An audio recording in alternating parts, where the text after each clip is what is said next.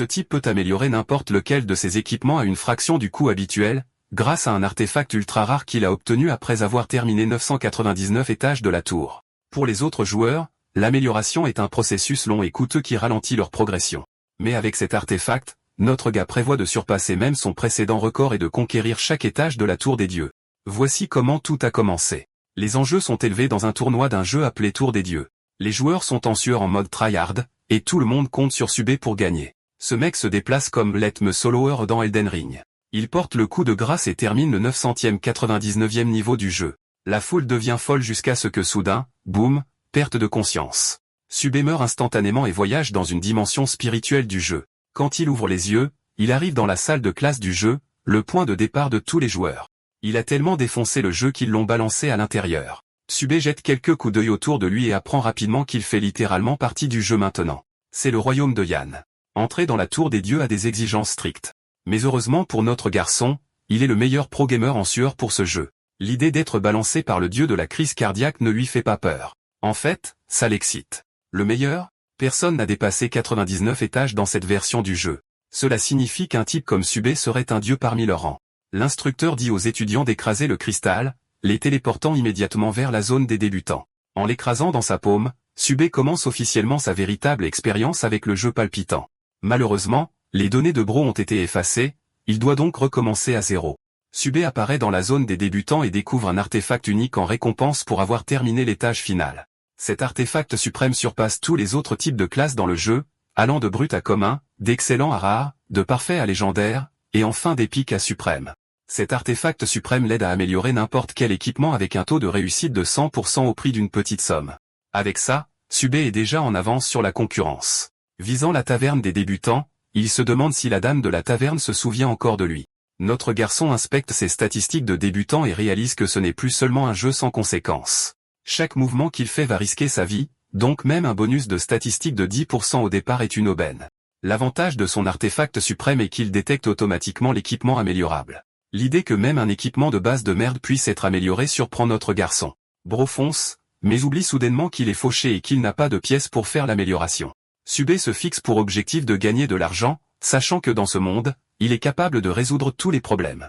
Parlons des mécanismes de la tour des dieux. Les débutants bénéficient d'une période de grâce de 7 jours pour assurer l'avancement de classe à travers 10 étages. Les joueurs qui ne parviennent pas à obtenir un cristal d'avancement sont supprimés du jeu, ce qui entraîne l'expulsion d'innombrables joueurs. En zoomant sur le bar, notre garçon risque actuellement de draguer une mauvaise garce avec une proposition. Subé lui offre un tas de recettes de cocktails rares, mais elle n'y croit pas du tout. La dame de la taverne offre à Subé toute son attention même avec ses balles anti-stress. Notre garçon lui dit de se détendre et écrit la recette. Elle le prend, promettant de le défoncer si c'est un piège.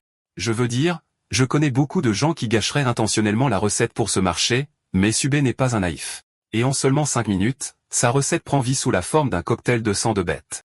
Les clients sont choqués, demandant à goûter la boisson pour des douzaines de pièces.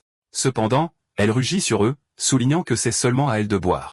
La garce boit pour son plus grand plaisir. Pendant ce temps, son haut se bat pour sa vie. Au moment où elle a fini de l'avaler, la fille est littéralement excitée et veut plus de recettes. Subé lui offre 5 recettes pour 20 pièces d'or, une offre qui lui plaît vraiment. L'accord est conclu, lui assurant suffisamment d'argent pour améliorer. La dame de la taverne est carrément une femme idéale aussi parce qu'elle offre à ce type une arme d'excellente qualité juste gratuitement. Cette belle lame s'appelle la dague raffinée. Il la remercie et part, la draguant ambiguement en suggérant leurs vieux amis. Dehors, notre garçon commence ses améliorations. Avec juste une poignée de pièces d'argent, la qualité de ses armes monte en flèche avec des statistiques boostées. Maintenant, il peut facilement terminer le premier étage sans difficulté. Subé arrive dans la région extérieure de la zone des débutants où les plus gros losers imaginables chassent les lapins et font les durs. Bro passe devant eux, les traitant de mauviettes pour s'attaquer à quelque chose d'aussi inoffensif et mignon. L'un des gars l'avertit de ne pas s'approcher d'une zone dangereuse, mais l'idée est si déroutante pour lui que notre garçon s'en fiche.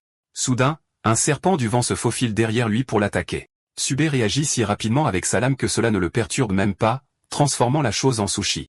Le reste de ces noobs de niveau débutant sont sans voix, agissant comme s'ils venaient de fendre la terre ou quelque chose du genre alors qu'en réalité ce n'était qu'un monstre de niveau 1. Ces gars l'avertissent de faire attention au serpent car un coup critique pourrait lui coûter la main. Appréciant le conseil, il leur lance une pièce de cuivre et s'en va. Les losers pensent qu'il a perdu la tête et qu'il sera inévitablement tué, mais Subé traite cet endroit comme une promenade de santé. Un autre serpent du vent tente de le prendre à revers, seulement pour être poignardé au cou. Malheureusement, le grain est beaucoup trop lent à ce stade. Cela signifie que notre garçon doit accélérer le rythme et éliminer des hordes de monstres pour terminer le premier étage. 3 autres de ces connards volants arrivent, seulement pour être coupés comme du papier avec quelques entailles. Subé aime accumuler des points d'expérience et des pièces sur eux. Alors que le système fait officiellement une annonce concernant la 10e saison de la tour, une excitation le submerge. Cette fois, il a l'artefact suprême à ses côtés. Rien ne va empêcher cet homme d'obtenir la première récompense de mise à mort. Pendant ce temps, le groupe de losers discute de qui sera la première personne à obtenir la première mise à mort. En général, les 3 grandes familles sont connues pour obtenir la première mise à mort chaque année. Lin Yushang, la fille aînée de sa famille, est tellement riche que son équipement coûte des dizaines de millions à lui seul. Pour elle, ces losers sont des insectes sans valeur qui ne peuvent que tuer des lapins. Pas notre garçon, cependant. Il découpe ses nouilles volantes comme personne. Enfin, Tsubé remplit les conditions d'expérience pour le niveau suivant et passe au niveau 2. Il a même eu un coffre en fer merdique pour ça. En consultant ses stats, Tsubé découvre le classement du système. Certains joueurs speedrun déjà le niveau 3. Il a perdu trop de temps à se concentrer sur l'artefact suprême, mais maintenant son objectif principal est de voler la tête des meilleurs joueurs. Mais d'abord, Tsubé s'intéresse au coffre devant lui. En ouvrant le coffre en fer noir, notre garçon débloque une armure en tissu basique avec un bonus de 30. Tsubé est face au dilemme d'améliorer sa dague premium ou son armure. Sachant que le boss de la zone débutant ne sera pas difficile à battre, il décide de dépenser l'amélioration sur sa dague premium. Le système lui demande de choisir le nombre d'améliorations pour celle-ci. Tsubé ne sélectionne qu'une seule amélioration, ce qui lui coûte 50 pièces de cuivre. Avec ça, la lame évolue en une dague raffinée. En disant « on s'en fout, on fonce ». Cet homme décide qu'il est temps de la booster au maximum. Pour une amélioration cette fois supérieure, Tsubé sélectionne l'option et dépense les pièces nécessaires. Le système lance le cycle d'évolution de son arme. La dague raffinée a maintenant acquis 8 points supplémentaires, et son attaque physique est capable d'infliger 60 points de dégâts à la fois. L'arme sort tout droit de Valorant, et les améliorations ont augmenté la puissance d'attaque de la dague. Tsubé l'a fait tournoyer, satisfait de la nouvelle vitesse. Même si l'arme n'est qu'une excellente qualité, ses stats sont en fait comparables à une arme rare. Tout cela est possible grâce à l'horloge suprême à sa disposition. Croyant qu'il est prêt pour le premier étage, notre garçon s'avance pour défier la tour de Dieu. Parlons du système de réapparition du boss. Il ne réapparaît que 10 fois le premier jour. Toute personne capable de le tuer peut avancer directement au premier étage de la tour. Même si le boss est attaqué par toute une équipe, seules quelques personnes sont autorisées à entrer dans la tour le premier jour. Arrivé aux ruines, notre garçon attend patiemment. Soudain, le bruit d'un combat attire son attention. La panique s'installe. Il n'avait aucune idée que quelqu'un était déjà arrivé avant lui. Tsubé appuie sur l'accélérateur et se précipite pour voler le premier kill pour lui-même. Pendant ce temps, l'équipe qui fait actuellement le raid n'a aucune difficulté à coincer la horde de gobelins. Observant depuis sa petite cachette, Tsubé est déconcerté de voir des baleines transpirantes acheter des armes de haut niveau le premier jour. Sa confusion est rapidement dissipée lorsqu'il aperçoit Lin Yushang de la famille Lin, la même jeune femme qui possède un ensemble d'équipements valant des dizaines de millions. À ce stade, la puissante dague de Bro semble vraiment bon marché à côté de ces conneries. Les membres de son équipe se précipitent pour charger les gobelins. Son assistant personnel, Blonde Boy, pense qu'ils atteindront facilement le premier étage en un rien de temps. Cependant, Lin Yushang souligne que les 2 autres grandes familles pourraient également les suivre de près. Soudain, Yushang sent la présence de quelqu'un et appelle immédiatement l'homme caché à proximité. C'est notre garçon qui abandonne après avoir été exposé et salue calmement. L'assistant de Yushang demande à quelle équipe il appartient, et notre garçon assure qu'il joue en solo, donc il n'y a pas d'équipe avec lui. Il souligne également qu'il ne veut pas d'ennui et qu'il passait simplement par là, mais la jeune femme se méfie de ses paroles. Elle et son équipe sont remplis à ras-bord d'équipements de haut niveau, et même ainsi, il leur a fallu 30 minutes pour traverser la forêt. Et pourtant, ce type est arrivé à peu près au même moment tout seul. Tsubé joue l'innocent et leur fait ses adieux. Zanfei se méfie et accuse Tsubé de les retenir afin qu'ils puissent affronter le boss. Sentant l'urgence d'agir, la jeune femme arrête l'un de ses bataillons et leur ordonne de coopérer les uns avec les autres juste pour qu'ils puissent empêcher Tsubé de partir. Elle n'a aucune intention de perdre son premier boss au profit d'un inconnu. Cette guerrier se précipite sur notre garçon. Tsubé ne s'inquiète pas d'être attaqué et qualifie simplement la situation d'ennuyeuse. Manifestant sa dague, il les nargue de l'avoir entraîné dans leur bordel. L'assistant sarcastique pense que notre garçon est arrogant car il n'est rien de plus qu'un noob de niveau 2 contre un groupe de combattants. Les guerriers se jettent rapidement sur notre garçon tandis que Tsubé est plus qu'heureux de les divertir. La première attaque prend la forme d'une flèche, que Tsubé détourne nonchalamment avec une simple réaction. Cette attaque venait en fait de la jeune femme elle-même, et ses réflexes l'ont choqué. Ensuite, il y a 2 guerriers qui se jettent en avant pour une frappe aérienne. Tsubé les coupe comme des légumes avec une seule tranche. Sa vitesse de réaction monstrueuse stupéfie le blond aux cheveux de merde. Soudain, le noob de niveau 2 ne semble pas différent d'un monstre boss lui-même. Faisant de l'aura farming au maximum, notre garçon humilie le groupe en leur rappelant qu'ils sont bien en dessous de son calibre, même s'ils possèdent un bon équipement. Ce faisant, il passe à l'offensive, tranchant 3 hommes de plus avec des coups critiques consécutifs. Témoin de son déchaînement imparable, l'assistant vit un « oh, merde. Nous sommes cuits » moment et appelle à une retraite. Conservant toujours son arrogance, il menace Subé d'avoir joué avec la mauvaise famille, mais notre garçon s'en fout et marche comme s'il était chez lui. Peu importe qui c'est. Il va tuer quiconque fait obstacle à son chemin. Malgré les problèmes de colère de Beach Boy, Lady Yuchan dit à son toutou de se taire. Zanfei est stupéfait de voir sa concession soudaine. Lançant une offre, Yuchan propose un accord à l'intéressant joueur solo. Le fait est que Lady Yuchan a la tête sur les épaules. Elle a déjà jugé Subé comme étant exceptionnel pour être arrivé tout seul et avoir vaincu plusieurs hommes. Sa proposition soudaine ridicule déconcerte le vierge Zanfei, qui appelle notre garçon un simple joueur solo. Mais Yuchan lui dit de se taire à nouveau, lui rappelant que leur objectif est de conquérir la tour de Dieu sans exception. Arbois pense que c'est un accord équitable et le rassure qu'il n'attaquera ni ne dérangera plus leur groupe, à condition qu'il lui accorde un avantage fiscal de protection, une pièce d'argent pour chaque personne. Subé pense que c'est un prix juste, mais Simp fait perdre ses billes face à l'audace du jeune homme. Pour la 3e fois, la jeune femme dit à son toutou de se taire. La jeune femme remet 3 pièces en signe d'amitié. Elle veut aussi que notre garçon l'ajoute comme ami. Subé est d'accord avec cette offre tant qu'elle peut offrir une autre pièce d'or. Cet homme est en train de lui soutirer tout son or. Yuchan accepte l'offre avec désinvolture tandis que Zanfei se contracte comme un loser. Le méchant fait une deuxième suggestion, recommandant que Subé et l'équipe chassent ensemble le boss de débutant. Son intérêt continu pour la défaite du premier boss est clairement visible dans l'observation de Subé. Sachant cela, il accepte le marché à condition qu'il puisse se mettre d'accord sur une autre condition. Yuchan l'écoute pendant qu'il fait à nouveau une offre ridicule. Notre garçon veut prendre le contrôle total du groupe dans le cadre de leur stratégie pour vaincre le boss. Subé s'en fout royalement. La seule façon dont il va les laisser participer à la tuerie est s'ils suivent ses ordres et ne deviennent pas un obstacle. Malgré l'ouverture d'esprit de Yuchan, elle n'est pas d'accord avec l'accord et refuse d'abandonner le leadership. Traitant ça comme si ce n'était pas grave, notre garçon se tourne dans l'autre sens et est plus qu'heureux de les laisser derrière. Soudain, Yuchan change d'avis. Elle offre littéralement à cet homme 100 pièces d'or sorties de nulle part juste pour l'avoir de son côté. Il refuse son offre insultante, sachant qu'il va gagner beaucoup plus en tuant le boss. Zanfei lui reproche d'agir comme un caïd, mais quelque chose ne va pas, et Yuchan peut le sentir. Elle doute de ses chances de vaincre le boss avec une équipe, et pourtant ici, Subé se promène en agissant comme s'il avait déjà gagné. Dans la scène suivante, notre garçon est occupé à jouer avec le système. Grâce à ses nouvelles pièces d'or, il peut à nouveau améliorer son équipement. Tu te souviens de cette armure en tissu basique?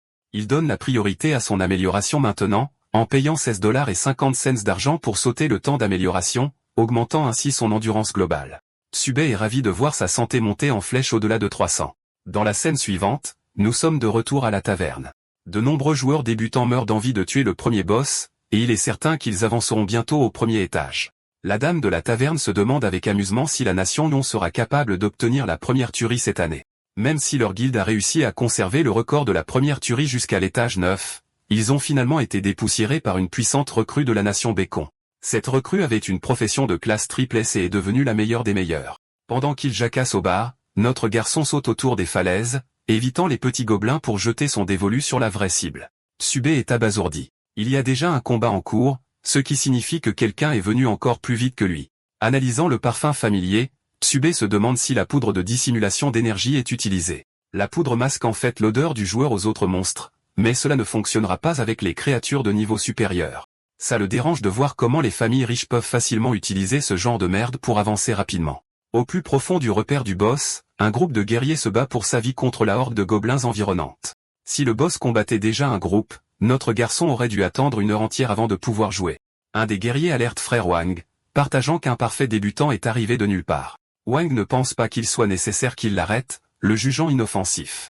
Ensuite, il y a Li Yuan de la famille Li, appartenant également à l'une des grandes familles. Elle pense que le gamin s'immisce imprudemment. Pendant qu'ils sont occupés à insulter notre garçon, certains des guerriers alertent soudainement d'horreur en regardant Subé s'approcher du boss.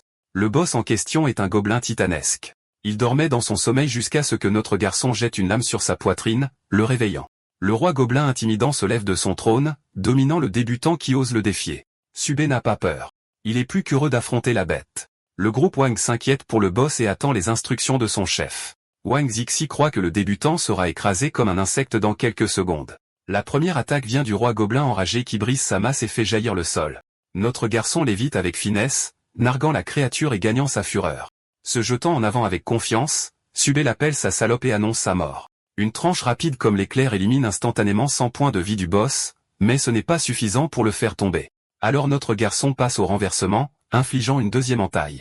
Provoqué encore plus loin, le boss tente de l'écraser en une seule fois mais rate son coup et frappe le sol. Sa vitesse n'est pas à la hauteur des réflexes rapides de Subé. Ensuite, notre garçon effectue une descente aérienne, atterrissant une entaille verticale qui efface un autre morceau de santé. La seule raison pour laquelle il a pu infliger des coups critiques est que Subé connaît ses points faibles, à savoir la poitrine, le bas du dos et les yeux. Les spectateurs qui regardent sont à court de mots. Ces connards qui détestaient notre garçon disaient de la merde sur lui plus tôt et maintenant ils n'ont plus rien à dire. Irène demande avec inquiétude à Zixi son analyse, mais ce type a la même question qu'elle. Comment ce débutant est-il si rapide? Le kitting est une compétence que même les joueurs de haut niveau ont du mal à maîtriser, et pourtant Subé l'exploite avec désinvolture dans ses mouvements. Le boss est assez faible avec sa santé en baisse, donc techniquement, il pourrait sauter sur Subé et voler sa tuerie. Ce bâtard souriant pense qu'il devrait attendre un peu plus longtemps, croyant que le débutant finira par faire une erreur et ressentira la colère du roi gobelin. Je veux dire, Subé est assez désinvolte avec ça, et il viole ce boss débutant à ce stade. Le roi gobelin hurle de douleur et essaie d'attaquer à nouveau, mais il rate complètement son coup et permet à notre garçon de porter une autre entaille critique. Le roi gobelin rugit de fureur, mais ce cri n'est pas un cri de douleur. C'est un appel pour invoquer ses troupes. Notre garçon réalise que les choses sont sur le point de se compliquer, mais bizarrement, les minuscules gobelins concentrent en fait leur cible sur le groupe de Zixi et Irène à la place. Zixi rassemble son groupe en formation d'attaque pour pénétrer le cercle de gobelins.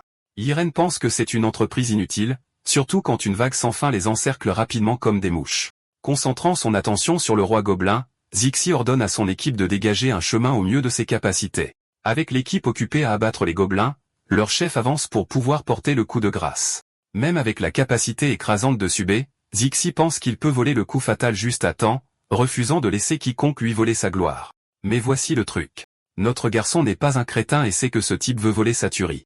Subé peut repérer le parchemin de magie de niveau moyen à distance. Confiant de sa victoire, Zixi couvre le parchemin de magie, annonçant la fin de la recrue ainsi que du monstre boss débutant. Monstre. Le parchemin de magie tire un missile de feu. Cette torpille flamboyante entre en contact direct avec le roi gobelin et explose dans une forte explosion. Regardant les nuages de fumée, Euron et les autres célèbrent avoir acquis leur victoire ultime. Cependant, Zixi n'est plus le même. Il y a quelque chose d'étrange dans cette situation. Même si le parchemin a détruit le boss, il n'y a pas de notification système confirmant la mort. Soudain, la notification système apparaît, sauf qu'elle nomme Subé comme la première personne à tuer le roi gobelin dans la région de l'Est. Quand la fumée se dissipe, c'est notre garçon, Aura, qui farme au-dessus du boss vaincu. Zixi est stupéfait, se demandant comment ce type a pu tuer le boss aussi vite d'un seul coup. Alors qu'il est plein de questions, notre garçon les traite comme une bande de bouffons pour ne pas connaître l'aspect de la blessure mortelle. Ce qu'il a fait, c'est exploiter continuellement les faiblesses du roi gobelin, ce qui lui a permis d'accumuler suffisamment de dégâts critiques pour le finir en une seule frappe. Il est intéressant de noter que Subé aurait pu terminer ce combat bien plus tôt, mais il a intentionnellement attendu pour voir la réaction de Zixi. En réalité, notre garçon voulait juste donner une leçon à cet arrogant noble, que l'argent seul ne suffit pas pour tout obtenir. De retour à la taverne, la même annonce de la victoire de Subé sur le boss débutant les atteint.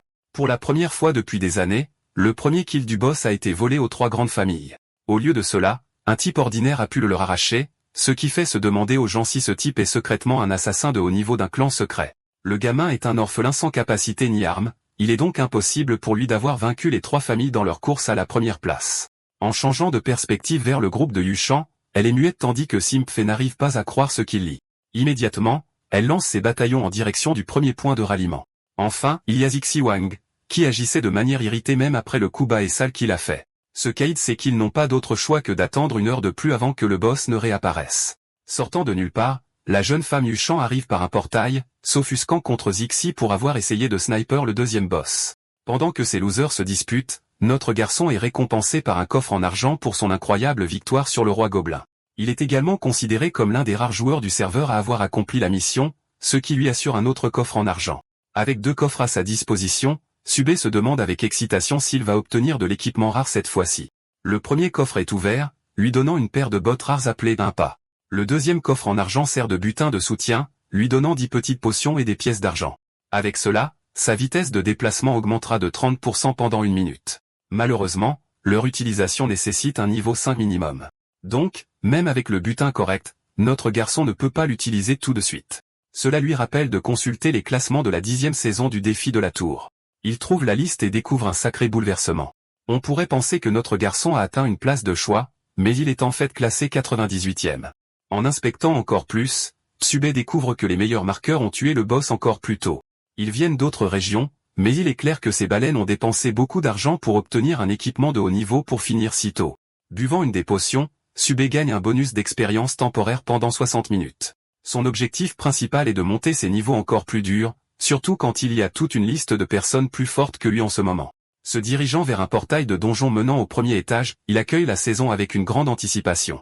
De l'autre côté, Tsubé se retrouve dans une dimension spatiale. Un coup d'œil à son environnement lui fait comprendre qu'il s'agit en fait du donjon du labyrinthe sombre. Cela le déconcerte un peu. Ce qu'il faut savoir sur les donjons de la zone débutant de la tour, c'est qu'il existe de nombreux types différents avec différents niveaux de difficulté. Le donjon du labyrinthe sombre, celui-ci, se classe à peu près entre le milieu et le haut de la difficulté dans le parcours débutant, ce qui est en fait l'un des plus difficiles pour les nouveaux joueurs. Plaçant son pied avec précision, notre garçon commence à se déplacer de manière systématique. Il est prudent à chaque pas et se souvient que c'est le même schéma que la dernière fois. Tsubé s'estime chanceux d'avoir conservé sa connaissance du labyrinthe. Soudain, un bras sort du sol. D'un cercle magique, une goule effrayante arrive de nulle part. Notre garçon ne s'attendait clairement pas à rencontrer son ex-petit ami ici. Tsubé sait que c'est une goule. Ce n'est pas le problème ici. En inspectant les statistiques de la créature, il apprend qu'il s'agit d'un type normal avec des statistiques moyennes. Le facteur problématique avec les ghouls est leur grande agilité associée à des rafales de dégâts intenses. Cela signifie que notre garçon doit jouer la sécurité afin de ne pas être dépassé. Activant sa capacité de pas éclair, ce type dépasse littéralement la goule, lui infligeant un solide coup critique. Ce seul coup de lame suffit à tuer la bête immédiatement. Juste au moment où notre garçon pensait n'avoir affaire qu'à une seule goule, une autre surgit du sol et essaie de l'attaquer. Heureusement, Tsubé la tranche de la même manière, la tuant d'une seule attaque. Avec 2 kills sécurisés coup sur coup, il gagne 40 points d'expérience et monte par conséquent au niveau 3.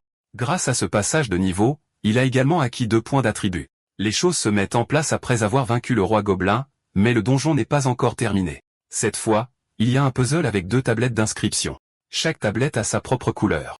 Rouge signifie difficile. Bleu signifie facile. Puisque notre garçon écrase fondamentalement les rangs, il opte intentionnellement pour le rouge pour ses récompenses épicées. Se tenir au sommet de la tuile le téléporte à un endroit différent du labyrinthe. Zoomons en arrière et voyons ce que fait le royaume de Yan. Au QG de la guilde de la dynastie Zhou, le maître de guilde apprend la progression harmonieuse de Zenkai. Zhu Wang, le fondateur et chef, ne se soucie pas des progrès insignifiants. Tout ce qui l'intéresse, c'est qu'il sécurise le prix final. Son assistant pense que le père et le fils sont similaires et assure au chef de guilde que le jeune maître Jinkai se tiendra au sommet des rangs des recrues cette année. Mais le chef de guilde craque, rugissant sur son assistant. Le fait est que chaque saison avant celle-ci avait son propre roi des recrues. Chacun d'eux est un guerrier compétent qui a dû lutter pour arriver là où il voulait. Ce n'est pas n'importe quel titre qui peut être attribué à un bébé épo. Jo-hong espère le meilleur pour son fils, croyant qu'il le rendra fier. Retour à notre garçon, qui est en train d'anéantir un trio de ghouls comme du beurre. 3 de plus à terre, il gagne des points d'expérience et atteint presque le niveau 4. Ces monstres l'aident à farmer des points avec facilité, et sa potion d'expérience en vaut la peine aussi. Avec toutes les ghouls vaincus, leurs cadavres disparaissent de la pièce. Étonnamment, 5 tuiles s'illuminent successivement, chacune arborant une couleur différente. Tsubé fixe l'intrigante tablette grise, qui mène toujours à une pièce cachée. Ce n'est pas un bonus auquel il s'attendait, mais il l'accueille à bras ouverts. Curieux de voir ce qui se trouve au bout de ce chemin, il marche sur la tablette grise pour atteindre la salle cachée. Au moment où il se téléporte, il est accueilli par des douzaines de ghouls assoiffés de sang. Ces one-up de Spider-Man ne perdent pas de temps à bondir sur notre garçon, mais ils ont oublié qu'ils avaient affaire à Michal Jordan. Tsubé saute pour accepter leur défi et en tranche chacun d'eux. En quelques minutes, cet homme vainc toutes les ghouls de la pièce, atteignant le niveau 4 et gagnant des points au passage. Tsubé vérifie avec enthousiasme son système de niveau après avoir nettoyé la salle cachée. Malgré la difficulté de la pièce, cet homme a réussi à la nettoyer sans aucun problème. Sa préparation terminée, notre garçon pense qu'il est enfin temps pour lui de rendre visite au boss. Tout d'abord, il inspecte le classement mondial. Parmi eux, Zhu Jinkai est en tête, suivi de Lin Mingxuan. Mais même ainsi, il semble que le boss n'ait encore été vaincu par personne. Naturellement, Tsubé marche sur la crête rouge, ouvrant une crevasse qui le mène au boss. Cette fois, il est ravi de speedrunner un record pour rendre jaloux le reste des joueurs. Avec cette détermination, il arrive dans l'antre du boss. L'antre est gigantesque, englobant tout le sol du boss. Il y a des statues de gargouilles avec un gigantesque homme bœuf assis sur son trône. La bête dégage une aura palpitante, portant une tenue de guerrier. Subé ne les considère même plus comme une nuisance. Se précipitant avec sa lame raffinée, Subé démolit le groupe de ghouls avec des frappes mutilantes successives. Les serviteurs sont vaincus en un rien de temps, tandis que notre garçon charge à pleine vitesse pour embêter le boss monstre toujours assis sur son trône. Une paire d'yeux démoniaques rouges le regarde avec fureur. Un boss du premier étage se comporte comme le boss final pour une raison quelconque. Ce Minotaure est classé comme une menace de niveau élite avec une barre de santé gargantuesque de 55 000 points. Il a même 3 compétences différentes pour dérouter les joueurs. Mais même face à tout cela, Subé est détendu et se moque du Minotaure pour être aussi arrogant qu'avant. Tout d'abord, notre garçon lance son épée de leurre pour attirer l'attention du boss. Le Minotaure balaie nonchalamment l'épée d'un simple geste de la main. Agacé, le colosse saisit son énorme hache de combat, canalisant des traînées d'électricité. Préparé, le monstre pousse un cri de guerre qui secoue la salle du donjon avec sa férocité. Le cri de guerre active les 2 gargouilles qui étaient assises au sommet des piliers. Subé ne montre aucun signe de peur et montre plutôt un véritable enthousiasme à être mis au défi. Le Minotaure explosif active sa compétence de charge piétinante pour déclencher un violent coup de hache. Pendant ce temps, les 2 gargouilles prévoient d'attaquer notre garçon par derrière. Combattant stratégiquement, Subé esquive d'abord le coup, ce qui fait chanceler le Minotaure et crée une ouverture. Puis il exploite la même ouverture en poignardant le monstre à son point faible, lui infligeant un coup critique dès le premier contact. Le monstre rugit, mais notre garçon est déjà en mouvement pour un deuxième coup et passe en trombe sur le champ de bataille. Lisant le prochain mouvement du Minotaure, Subé anticipe une autre frappe tranchante. Mais avant qu'il ne puisse faire quoi que ce soit, ce type foudroie littéralement ses 3 cibles avec une série de coups de haut en bas. Chaque coup cause une quantité immense de dégâts grâce à la compétence de sillage ultra rapide de Subé. Enragé, le Minotaure tente de piétiner notre garçon. Subé s'éloigne avec aisance. En ce moment, le Minotaure est furieux. Si furieux qu'il brûle une aura orange, puisant dans l'une de ses 3 compétences appelée la charge de taureau lourd. Je ne sais pas ce que vous en pensez, mais si un taureau de la taille d'une maison couvert de flammes me chargeait, je prierais tous les dieux de la terre de me sauver la vie.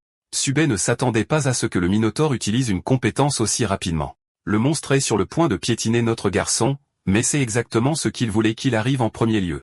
Subé utilise la rage du taureau contre lui et esquive nonchalamment la charge juste à temps, allant même jusqu'à se moquer du Minotaure pour avoir manqué sa cible.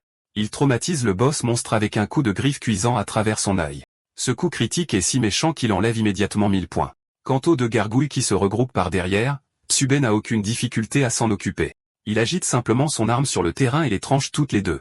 Grâce aux points supplémentaires, Subé passe enfin au niveau 5, atteignant enfin son objectif souhaité. Maintenant, il peut utiliser la compétence brisée de son rare équipement de pied. Subé le sélectionne et active sa capacité d'un pas, augmentant sa vitesse de 30 secondes. Il était déjà rapide, mais maintenant il est tellement rapide qu'on ne peut plus l'arrêter que le Minotaure ne peut même pas le voir. Des traînées bleues coupent le corps de la créature, la tranchant de partout et lui infligeant des douleurs aiguës. Enragé et insulté, le Minotaure est obligé d'entrer dans son état de berserk. Cet état maniaque du monstre est un cauchemar à gérer même pour ses propres serviteurs car il écrase les ghouls de colère. Subé se moque de la bête même alors, appelant le combat une simple expérience de terrain de jeu pour lui. Ses manœuvres sans effort surstimulent le corps du Minotaure alors qu'il cherche désespérément sa cible. Le mode berserk tombant à 0, le Minotaure se précipite en avant avec colère pour attaquer. Mais au moment où il choisit une direction, Subé se téléporte simplement derrière le boss avec sa vitesse divine, le déroutant encore et encore. Exploitant une opportunité facile, Subé tranche la poitrine du Minotaure, lui infligeant un autre coup critique. La même bête imposante qui avait l'air intimidante au début de leur bataille est maintenant à genoux, perdant continuellement des PV à cause d'un saignement rapide. Et maintenant, le boss n'est plus qu'une cible facile à tuer. Le monstre étant immobilisé, Subé enfonce sa lame dans sa peau épaisse, faisant jaillir plus de sang. Ce dernier coup éteint 3000 points de vie. En fin de compte, le monstre n'a plus la santé nécessaire pour continuer le combat et s'effondre au sol avec un lourd fracas. La conclusion de la bataille vaut à Subé un ticket d'entrée au 2e étage du donjon. Ayant vaincu le boss du premier étage avec une note de combat parfaite, le système lui attribue 10 000 points d'expérience. Le système l'honorait également en devenant le premier joueur à vaincre le boss du premier étage. Sa récompense est un coffre au trésor doré ainsi qu'un orbe d'expérience parmi les pièces d'or. Son temps de speedrun est d'un peu moins d'1 heure, ce qui bat également le record de tous les temps pour la suppression dans la tour de Dieu. D'un autre côté, une certaine personne affronte le Minotaure géant avec une explosion flamboyante. Cette personne n'est autre que Zhu Junkai, qui possède le canon d'anéantissement des 10 000 calamités. Ce bébé de fond fiduciaire pense qu'il est le maître du monde grâce à l'argent de papa. Mais au moment où il combat la créature, l'annonce du système apparaît informant les joueurs de l'incroyable record de Subé de vaincre le boss du premier étage. Le visage de Junkai se fiche sous le choc, incapable de comprendre comment il pourrait y avoir quelqu'un d'encore plus rapide que lui. Au classement actuel, Tsubé vient de déloger Jinke du premier rang. Ce type est tellement amer qu'il pense que notre héros a forcément triché, personne ne pouvant vaincre le Minotaure en moins d'une heure. La notification du système a attiré l'attention de beaucoup de monde, remettant en question la légitimité du joueur connu sous le nom de Tsubé. Personne n'aurait pensé que le royaume de Yan serait responsable de la recréation d'un monstre comme Li Jiangxian, devenu une légende pour sa nation.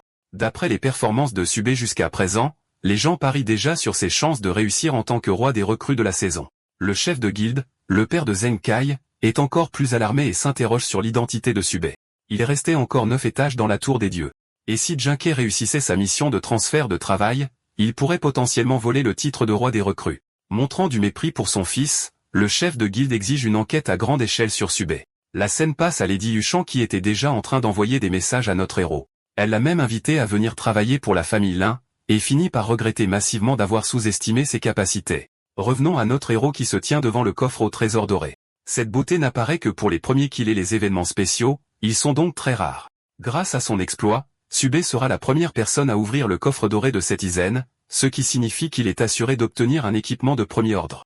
Un objet de qualité parfaite plaqué hors flotte devant ses yeux. Son nom, l'Almighty Golden O. Notre héros attrape Sao et sécurise le butin. Il sait que cette chose deviendra beaucoup plus utile dans les étapes ultérieures de la tour. Il consomme les avantages des orbes, gagnant 60 000 points d'emblée. En conséquence, il passe au niveau 6. Ensuite, il améliore son équipement de chaussures, dépensant 3000 pièces d'argent pour éviter la durée de l'amélioration. Comme il a plus qu'assez d'argent à sa disposition, Tsubé profite immédiatement de l'avantage. Après un certain temps, il se baigne dans une amélioration de haut niveau. Le système décrit son profil actuel, son équipement principal étant l'artefact suprême, sa lame affûtée fiable, ses chaussures rares et enfin une armure commune. Pour augmenter la difficulté de son parcours de speedrun, Tsubé se fixe un objectif personnel de terminer les 10 étages en 24 heures. Notre prochain lieu est le désert de Naka. Le système informe notre héros d'une période d'attente d'1 minute avant le début de la première vague. Le compte à rebours commence tandis que Tsubé est intrigué par le paysage. Sachant ce qu'il se passe dans le désert, Tsubé s'attend à 10 vagues d'invasion de monstres. Mais cela lui semble beaucoup trop lent et facile, alors il veut chercher un moyen de les faire apparaître encore plus vite. La première créature sort du portail d'invocation juste derrière lui. Cet laidron est le lézard à dents de scie avec une morsure venimeuse. Tsubé s'ennuie sincèrement et pense que ces gars ne vont que lui faire perdre son temps. Au lieu de les attendre, Bro prend l'initiative et fait son premier mouvement en se jetant dedans. D'un seul coup, le premier lézard est tué avec un coup critique, puis un autre coup après coup jusqu'à ce que toute la vague soit anéantie. Maintenant qu'ils étaient tous morts, la deuxième vague arriverait dans une autre minute. Le processus de bataille normal pour vaincre ces lézards prend environ 10 minutes, mais notre héros a facilement réussi à vaincre la vague en 2 minutes. La deuxième vague suit avec Tsubé ouvrant l'utilisation de son équipement à un pas. De cette façon, il les atteindra encore plus vite qu'avant et les éliminera rapidement. Avec l'effet activé, cet homme devient flash, sécurisant kill après kill dans un mouvement en zigzag. Tsubé est tellement excité qu'il veut battre tous les records qu'il a établis dans sa vie antérieure. Le système surnomme l'annihilation complète de la vague 2 des lézards. La troisième vague a rapidement engendré seulement pour se faire tuer de la même manière. Le quatrième engendré aussi mort. Cela s'est produit jusqu'à ce que finalement notre héros affronte le boss du deuxième étage. Tsubé est à quelques secondes de porter le coup de grâce au loup-garou. Son dernier coup de sabre cloue la dernière frappe, mettant fin à la vie de la créature. Avec cela, l'étage 2 a été terminé et le ticket d'entrée pour le troisième a été accordé. Le système lui attribue un autre coffre au trésor doré pour avoir sécurisé le premier kill du boss. Son temps clair n'était que de 30 minutes aussi, ce qui en fait une course de vitesse très rapide. En ouvrant le coffre, notre héros découvre la seule chose dont il avait désespérément besoin, une armure liée de qualité parfaite revêtue de violet et d'or. Cette chose est une bête avec un effet de régénération aussi. Tsubé est fier de sa chance et se dirige directement vers les paramètres de mise à niveau pour augmenter ses statistiques. Il ne veut pas le rendre complètement surpuissant au point que même lui ne puisse pas l'utiliser. Dépensant une pièce d'or, notre héros avance avec la mise à niveau coûteuse, se sentant satisfait de son investissement premium. Le niveau de Tsubé passe à 7 après avoir consommé un autre orbe d'expérience. Il est maintenant assez puissant pour défier le troisième étage avec le ticket d'entrée. Notre héros se dirige vers le portail après avoir éteint 100 pièces d'or comme si de rien n'était. Son obstacle actuel est le manque de fond. À l'intérieur de la caverne soyeuse du troisième étage, Tsubé est confronté à des bestioles assoiffées de sang de toutes sortes. C'est un exterminateur d'insectes de la taille d'un humain, alors il se jette dedans pour tous les tuer.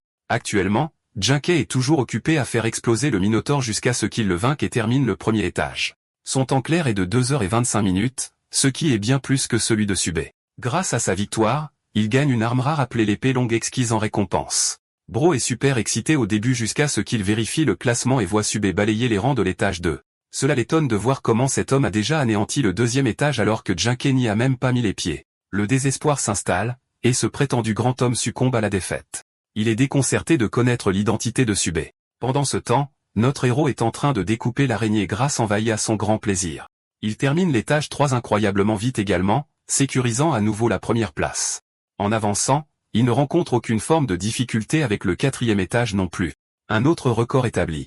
L'étage 5 est l'endroit où il anéantit un behemoth aquatique, terminant le niveau en 20 minutes. Ces victoires consécutives sont ridicules aux yeux des spectateurs. À leurs yeux, c'est un monstre absolu pour un débutant qui ne montre aucun signe de ralentissement. Beaucoup d'autres discutent, se demandant si cette saison est trop facile pour les débutants.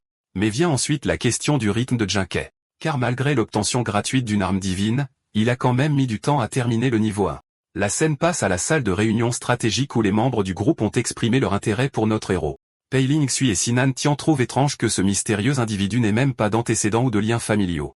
Ils théorisent que peut-être Subé a trébuché sur une sorte de capacité surpuissante à l'intérieur de la tour, mais c'est extrêmement rare. Il n'existe que 10 équipements de qualité épique dans le royaume de Yan, donc il est peu probable que Subé en possède un. Ling Shui et Nan Tian sont deux des combattants les plus compétents que le royaume de Yan ait jamais connus, et même eux sont abasourdis par cette situation. Leur discussion est interrompue par le capitaine Su Kang, chef de la stratégie. Ce type se fiche des détails. Tout ce qui l'intéresse, c'est d'acheter les armes de Subé à son retour de la tour. Il estime qu'il pourrait organiser une réunion avec lui pour discuter des détails. Nancian fait part de ses objections, mais le capitaine le fait taire rapidement, soulignant que les équipes de recrues ont toujours fonctionné de cette manière. Ils pourraient utiliser Subé à leur propre avantage. Sur ce, le capitaine lève la séance et s'en va. Ling Sui taquine Nancian en lui disant de s'inquiéter pour lui-même car il est sur le point d'être rétrogradé dans l'équipe de deuxième niveau. De retour à notre garçon, il est en train d'analyser ses statistiques de base. Chaque niveau lui accorde 8 points au hasard, mais ce qui vide son portefeuille, c'est le manque de fonds pour améliorer son équipement. Désormais, une mise à niveau minimale lui coûtera 13 pièces d'or, car son équipement est devenu de très bonne qualité. Bien qu'il ait déjà 300 pièces, Subé envisage de terminer le niveau 10 et d'acquérir 500 pièces. L'obtention du titre de roi des recrues lui rapportera également 200 pièces, mais une réalité désespérante s'installe. Ce n'est toujours pas suffisant. Cet homme a besoin de l'argent d'Elon Musk pour vraiment améliorer ses armes. Soudain, une personne lui est venue à l'esprit. Inspectant les paramètres du système, Subé ouvre ses messages, réalisant qu'il est temps pour lui d'accepter les propositions. Vous vous souvenez de Lady Yuchan? Il lui offre tout un tas de cristaux à différents prix. Ce qui est intéressant dans cet accord, c'est qu'il offre une réduction par rapport au prix du marché. Yuchan cède et accepte d'acheter tout le stock. Notre garçon est plus qu'heureux de lui vendre 30 cristaux avec l'idée d'en vendre encore plus tard. Finalisant l'échange et acquérant ses pièces bien-aimées, Subé entre dans le niveau 6 pour continuer à Farmer.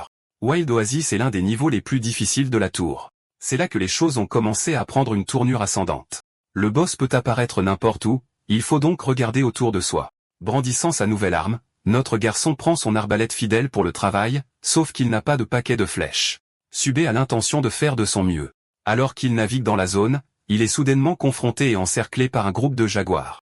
C'est l'occasion idéale pour notre garçon de tester sa nouvelle arme, alors il tire tout un tas de flèches. Les flèches abattent instantanément un tas de monstres, mais il y en a quelques-uns qui se jettent sur Subé par derrière. Sentant le danger, il se retourne et les abat tous de la même manière. Une fois les monstres tués, Subé décide de réutiliser les flèches de leurs cadavres. Ce qui est bien, c'est qu'elles peuvent être utilisées 2 fois, ce qui signifie qu'il pourrait les conserver pour les niveaux suivants. Quand elles auront expiré, il va se faire de l'argent en les vendant à Yuchan. Arrivé au ruisseau, Subé se souvient que c'est à cet endroit que le boss est connu pour apparaître. Se déplaçant contre l'eau, il ressent une sensation de picotement. Cela confirme l'emplacement du boss. Comme sur des roulettes, Subé sent son arrivée et saute en avant pour le vaincre. Cependant, il trouve à la place un tas d'hommes-poissons brandissant des tridents. Ces types sont des types de monstres normaux en groupe. Subé cible chacun d'eux avec son arme à distance. Les premières flèches tuent facilement les hommes-poissons. Leur corps laisse également tomber un sac de pièces rares ainsi qu'un cristal de transfert de travail. Notre garçon sélectionne le cristal de rang B, qui a un taux de drop élevé à cet endroit. Ensuite, il invite les paramètres du système pour le cristal et l'envoie à Lady Yuchan, lui offrant un échange.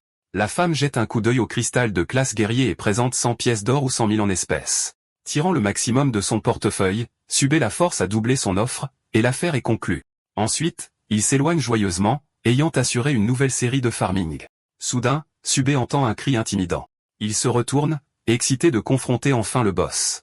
Ce type est aussi un homme-poisson, sauf qu'il est sous stéroïde et qu'il a vraiment besoin d'un sneaker. Surnommé le démon poisson de l'Oasis, ce type est un boss de niveau élite avec de nombreuses compétences propres. Mais ce n'est rien pour Subé qui insulte le boss, pointe son arbalète sur son prochain jouet. Le pêcheur monstrueux pointe son trident sur notre garçon, qui tire de nombreuses flèches de loin. Les flèches infligent des tonnes de dégâts, mais ce n'est pas tout.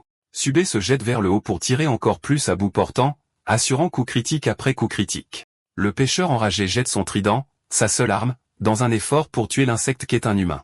Mais notre garçon l'évite avec facilité et le traite de poisson stupide avec un QI à température ambiante. Déclarant sa mort, Subé lâche 3 tirs à la tête coup sur coup, abusant de ses compétences d'aimbot.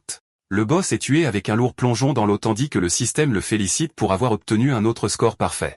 Il lui a fallu près de 2 heures pour terminer ce niveau en raison de sa difficulté. Cependant, Subé est toujours heureux d'avoir gagné 5 coffres en argent en retour. Récoltant ses récompenses, il ouvre les coffres, gagnant des potions, des pièces d'or et de l'équipement. Notre garçon n'est pas content de ce qu'il a obtenu car c'est surtout du matériel de bas niveau. Il aime l'équipement de type bracelet de démon poisson et décide de l'améliorer. Subé les porte et aime les buffs d'attributs, ce qui augmentera ses statistiques globales. Visant le 7e niveau, il se fixe un nouvel objectif, terminer les 10 niveaux en moins de 20 heures. Étonnamment, le système fait une annonce soudaine à l'improviste. Une nouvelle joueuse, Lin Manxian, semble avoir émergé avec une profession de classe S dès le départ. Les gens discutent de l'origine de Manxian de la famille Lin, la même famille qui partage des liens avec l'immortel Alépéli, un type qui est si divin qu'il est classé numéro 1 dans le monde. Les gens prennent Manxian au sérieux comme un concurrent sérieux pour le roi des recrues, mais certains sont également sceptiques à son sujet, voyant comment Subé a déjà anéanti le 7e niveau tandis que Manxian est bloqué au 3e. Certains d'entre eux prédisent que Manxian a une sorte d'arme secrète, tout comme Zhu Jinke. En ce moment, notre garçon est assis au sommet avec Manxian et Jinke qui traînent derrière. L'enfant gâté est enragé d'être à la 3e place et a l'intention de prendre sa revanche après le classement du 5e niveau. Le 7e niveau de la tour de Dieu nous amène au château sombre. Ici, notre garçon affronte le primordial Edgelord. Il taillade le vieux sac d'os avec un coup critique. Au 4e étage, Meng Xuan est occupé à démolir les hommes lézards, refusant de rester coincé à la 2e place. Zheng Kai est au 5e étage et vient d'acquérir une pierre de changement de classe. Son éveil est en fait incroyable, Zheng Kai entrant dans la classe double SS en tant que tireur. Au 8e étage, nous avons notre garçon qui défie un tas de squelettes dans l'abîme de la douleur. Subé les tranche une fois chacun, les tuant d'un seul coup. Il est excité par sa trajectoire actuelle, sachant qu'il ne reste plus que 2 étages à renverser. Meng Xuan a vaincu le 6e étage en même temps que Jinke. Ils se battent pour la 2e place alors que notre garçon est déjà au 9e étage. Cet endroit est répugnant à cause de ces zombies slay. Pendant qu'il les bête, Meng Xuan sécurise sa position au 7e étage, tuant le boss. Enfin, Subé a gravi tous les échelons jusqu'au sommet, au 10e étage. Celui-ci s'appelle plateforme de cauchemar, abritant le monstre boss monstrueux appelé héros de cauchemar. Comme toujours, notre garçon l'appelle essentiellement petit frère et déclare son objectif de s'emparer du titre de roi des recrues. Le combat commence avec Subé qui se jette pour une finition appropriée, refusant de jouer avec son adversaire. Immédiatement, il effectue une douzaine de coups purs pour ouvrir le boss. Le mastodonte répond avec sa griffe, mais notre garçon la contre facilement, se moquant du monstre pour avoir été assez stupide pour tenter une 2e fois. Le combat prend fin lorsque le fantasme est tranché net avec une frappe verticale finale. Le même monstre cauchemardesque qui est censé être un enfer à gérer vient d'être humilié. Avec les 10 étages dégagés, le système annonce Subé comme étant la première personne à dégager le 10e étage, lui valant le titre de roi des recrues. Ce titre augmente considérablement ses points d'expérience passivement et ajoute des points d'attribut, mais il ne durera que la durée d'une saison. L'important est qu'il a obtenu un cristal de classe triple S. Avec 5 coffres dorés en réserve, notre garçon s'attend à un butin de premier ordre cette fois-ci. Le premier est l'épée de tigre rare, qui est un peu moyenne. Ensuite, il y a une carte au trésor, ce qui est idéal pour la navigation. Un bouclier d'énergie et une pierre de lumière ne sont pas trop impressionnants, mais meilleurs que la moyenne. Le meilleur de tous est les gantelets de dragon de feu. Leurs statistiques sont si bonnes qu'elles pourraient être classées comme équipement épique. Testant leur force, notre garçon frappe le terrain avec un coup de poing. Observant son profil, il pense qu'il deviendra inarrêtable s'il peut simplement améliorer l'équipement avec l'horloge suprême. Ensuite, il ouvre 30 coffres en argent qu'il a collectés lors de sa course agricole. Cela lui a permis d'obtenir suffisamment d'argent pour améliorer toutes ses armes et même en débloquer de nouvelles. Vérifions les réactions de la foule. Les spectateurs de Yann sont choqués de voir la conquête réussie de Subé en 17 heures. Il a également obtenu un cristal de classe triple S, qui est le plus rare, si rare que des gens comme l'épée immortelle Li en ont eu un et sont devenus numéro 1 mondial. Les habitants du royaume de Yann pleurent des larmes de joie pour le succès de leur nation, tandis que les membres du conseil de réunion surveillent les séquences de combat de Subé. Le capitaine exige d'enquêter sur la moindre information concernant notre garçon et insiste pour le recruter immédiatement. Ling Xu se demande ce qu'il devrait lui offrir en premier lieu, incitant le capitaine à lui crier dessus. Son offre est l'escouade de niveau le plus élevé pour que Sube rejoigne, la même escouade qui est en première ligne pour toute leur mission. Après tout, un talent comme Sube ne pourrait jamais être placé parmi des losers de seconde zone. Le capitaine insiste sur le fait qu'un talent de génie comme lui ne peut pas être laissé au hasard. Après avoir acquis Sube, leur escouade montera en flèche dans le classement, plaçant leur statue à côté de l'épée immortelle, Li. Ling Xu promet de mener à bien la mission, sachant que le capitaine a raison. À la taverne des débutants, les spectateurs se demandent si Sube a déjà choisi une classe. Il n'a pas encore effectué de transfert, mais jusqu'à présent, sa force dépasse leur imagination. Les gens se demandent s'il va revenir dans sa ville pour célébrer. En parlant du loup, notre garçon claque la porte. Son entrée timide reçoit la haine des gens, qui se demandent tous pourquoi ce type marche avec autant d'assurance, agissant comme s'il possédait l'endroit. Le type s'approche de la dame de la taverne, qui est assez impressionnée par sa performance. Sube exige un verre d'étoile déchu, une boisson exclusive, et la recette personnelle de la dame. Au grand choc des clients, la dame ne s'énerve pas du tout contre ce type. Au lieu de cela, elle aime lui parler comme s'ils étaient amis. La dame de la taverne sait qu'il a une grosse cargaison de biens de valeur et peut-être même autre chose. Elle lui facture le montant total de la boisson. Sube l'engloutit avec délice, augmentant ses stats d'un point chacune. Ensuite, il demande une chambre privée pour son séjour à l'étage. Avant qu'il ne puisse profiter de son doux repos, Lady Yuchan arrive à l'improviste. Elle est venue avec ses gardes du corps pour faire avancer sa relation professionnelle avec notre garçon. Sube lui montre son sac, de cristaux, je veux dire, et reçoit une réaction enthousiaste. Il monte à l'étage pour discuter des choses en privé, où Sube partage les incroyables cristaux qu'il a collectés. Leur scintillement aveugle les membres de la famille Lin. Parmi eux, il y a 5 cristaux de rang B et de nombreux cristaux de rang inférieur. Enfin, notre garçon sort même le cristal de rang S pour choquer tout le monde. Aucun des membres de la famille Lin ne s'attendait à cela, pas même Yuchan, qui est probablement prête à se vendre juste pour mettre la main dessus. Cette fille est excitée par un cristal tandis que les poils de moustache à l'arrière perdent la tête. Yuchan exige instantanément un prix pour le cristal, jetant son dévolu sur le commerce. Sube lui assure que le reste des articles sera vendu au prix du marché. Il recherche 10% en espèces et le reste du montant transféré en pièces d'or. Il la charge également d'acheter un tas de fournitures, ce que Yuchan peut facilement faire avec son réseau. Sube lui tend la liste et s'occupe des affaires. Bro s'installe sur son canapé, demandant une offre pour le cristal de rang S. Lady Yuchan sort 200 millions en espèces comme son grand nombre. Même notre garçon ne s'attendait pas à ce que ce morceau de roche coûte autant. Curieusement, Yuchan le traite comme si 200 millions n'étaient même pas si élevés pour cette rareté. Elle est donc même heureuse de lui offrir une résidence gratuite dans la première ville de la Tour de Dieu. Ces deux laquais remettent en question la décision de Yuchan d'offrir une récompense aussi prestigieuse, mais cette femme est en affaires et veut vraiment ce cristal pour une raison quelconque. Sube se rend compte qu'il pourrait sous-estimer la valeur de la pierre. Au lieu de discuter, il accepte l'offre et demande que le paiement soit prévu dans 7 jours. Une Yuchan excitée est plus que ravie de signer le contrat. Notre garçon le signe correctement alors que les deux se serrent la main. Leur accord se concrétise avec la dame appréciant sa nouvelle roche de luxe coûteuse. Ensuite, Yuchan accueille Sube dans le groupe Lin, sachant qu'il a obtenu un cristal de classe triple S, ce qui signifie que tout le monde va essayer de le recruter maintenant. Mais Sube n'a pas l'intention de changer de classe pour le moment, ce qui surprend Yuchan parce que quelqu'un pourrait facilement essayer de lui voler son précieux cristal. À cela, notre garçon lui assure qu'il a ses propres plans en tête. Il n'a pas à s'inquiéter de telles choses. La réunion touche à sa fin. Et pendant que Sube part se reposer, il finit par entendre une conversation entre deux types. Il se méfie de son identité en tant que Sube. Tout le monde dans le bar connaît maintenant son nom, réalisant que c'est lui qui a fait une entrée spectaculaire. Ils sont tellement obsédés et concentrés sur lui que les affaires de la tenancière de la taverne sont plus chaotiques que jamais. Elle a l'intention de remettre bientôt les pendules à l'heure avec lui. Alors que notre garçon dort à point fermé, ce diable sournois entre dans sa chambre. Le rêve humide de tout homme. La tenancière de la taverne jette son dévolu sur sa cible et le réveille d'un coup de pied. Sube est agacé par elle alors qu'elle se plaint de son entreprise qui ne fonctionne plus à cause de ses frasques. Pour compenser tous les ennuis qu'il a causés, notre garçon offre un tas de pièces d'or. La tenancière de la taverne est abasourdie par leur vue et change immédiatement d'attitude. La fille était sur le point de lui casser la gueule et se comporte soudainement comme si elle pouvait s'occuper de tous les problèmes toute seule. Sube lui rappelle de ne tuer personne dans sa croisade, et elle le rassure en lui disant qu'elle n'est pas une meurtrière. Abordant un sujet important, Sube soulève une autre affaire. La tenancière de la taverne est excitée, prédisant qu'il lui a apporté un tas de recettes rares à vendre à nouveau. Cependant, ce qu'il révèle est en fait le cristal de changement de classe de grade triple S. Le cristal le plus rare qui ait jamais existé. Sube informe qu'il est sur le point d'initier l'épreuve du dieu. Cela pique sa curiosité, l'amenant à se demander comment il a fait pour être au courant de tout cela. La réponse est simple. C'est grâce aux informations de sa vie antérieure où il l'avait déjà vécu plus de 100 fois. La tenancière de la taverne souligne que la seule condition requise pour l'épreuve est le cristal. Dans cette dimension, il n'y aura ni argent ni équipement. Au lieu de cela, il y aura un cristal de classe caché. C'est une manœuvre risquée car si notre garçon finit par passer l'épreuve, le cristal de grade SSS disparaîtra. Il n'a qu'une seule chance. Et, malheureusement, Subé a raté cette occasion plus de 100 fois dans le passé.